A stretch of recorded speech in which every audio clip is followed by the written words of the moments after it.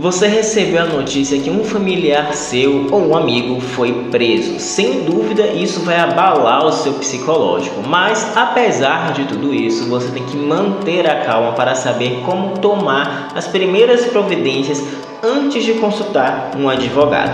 E nesse vídeo nós vamos orientar vocês com informações importantes de como vocês devem proceder ao saber que um familiar foi preso preventivamente.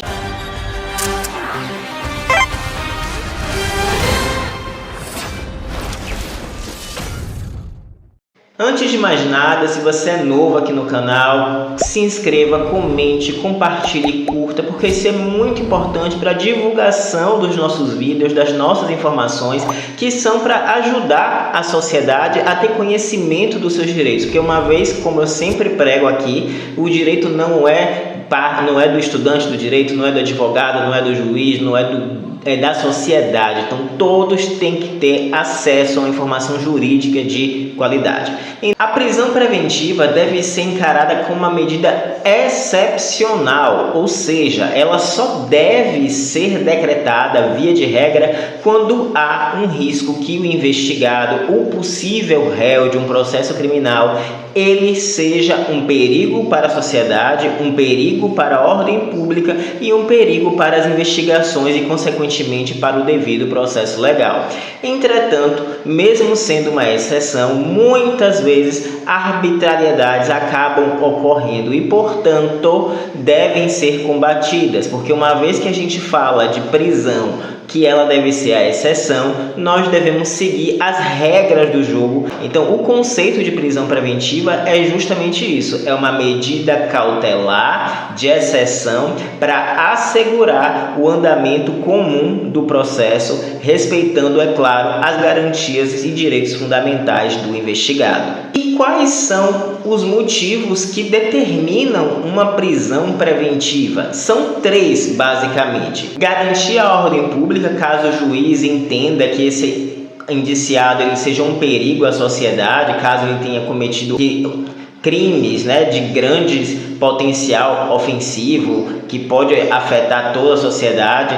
Se for conveniente a instrução processual, ou seja, se esse acusado ele vai ter condições de coagir uma testemunha, destruir provas, alterar o local do crime e assegurar a aplicação da lei penal. O que quer dizer isso?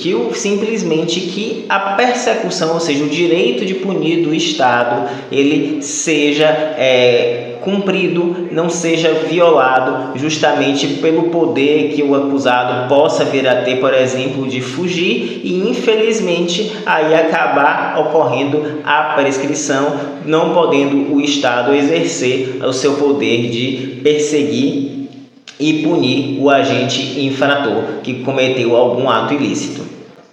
Mas, atenção, a prisão preventiva ela não é uma forma de antecipação da pena e não deve ser concedida sem decisão judicial expressa fundamentada e somente deve ser decretada em situações extremas. Então, se não houver nenhum requisito que justifique a prisão preventiva, ela pode ser relaxada ou simplesmente anulada, seja por um habeas corpus ou seja por um pedido de relaxamento de prisão, que é uma petição que visa justamente verificar ali a ilegalidade de uma prisão preventiva, por exemplo.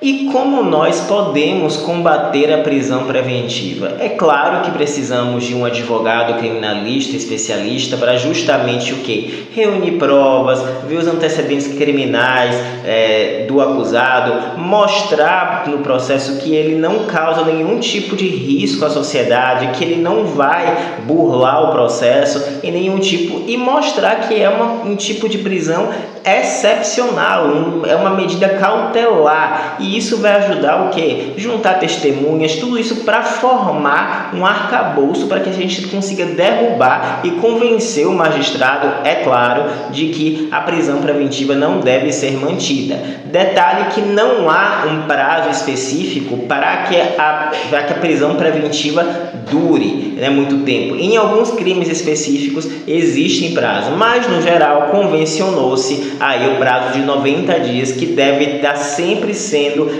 revisto ou de ofício, né, pelo juiz por conta própria, ou a pedido aí da parte por meio de seu advogado, sob pena de justamente dar margem ao pedido de relaxamento da prisão. Quais são as medidas que podemos usar para combater a prisão preventiva? Já falei aqui muito do relaxamento da prisão, que é um tipo de petição que é para mostrar que não se enquadra ali nos requisitos da prisão preventiva. Se faltar algum deles, automaticamente não poderá haver a prisão preventiva. Também podemos pedir medidas alternativas à prisão, como por exemplo, prisão domiciliar, ou também outras medidas cautelares, como por exemplo, comparecimento em juízo por determinado período de tempo até o fim do processo. E quando a prisão preventiva ela é revogada? Ela pode ser revogada de ofício, ou seja, quando o juiz perceber que a prisão não atende mais os motivos e não é mais a medida necessária para isso, como também que a revogação vai permitir que o acusado responda o processo em liberdade, respeitando o princípio da presunção de inocência. E também é muito importante a reavaliação sempre constante da prisão preventiva justamente para evitar uma prisão preventiva que ultrapasse o limite do razoável e, portanto, o juiz ele tem o dever sempre de avaliar. Se ele falha com esse dever, por exemplo, de reavaliar os critérios da prisão preventiva e se ultrapassa esses 90 dias, automaticamente vai surgir a possibilidade de pedir o relaxamento da prisão, seja por uma petição realmente de relaxamento ou por habeas corpus. E se você conhece alguém que passa por essa situação, ou se é o seu familiar que está passando por essa situação, não perca as esperanças, se informe, procure um profissional qualificado para que os seus direitos sejam garantidos. Se vocês gostaram desse vídeo, não deixe de curtir, de comentar, deixar o like. Fiquem bem e até a próxima.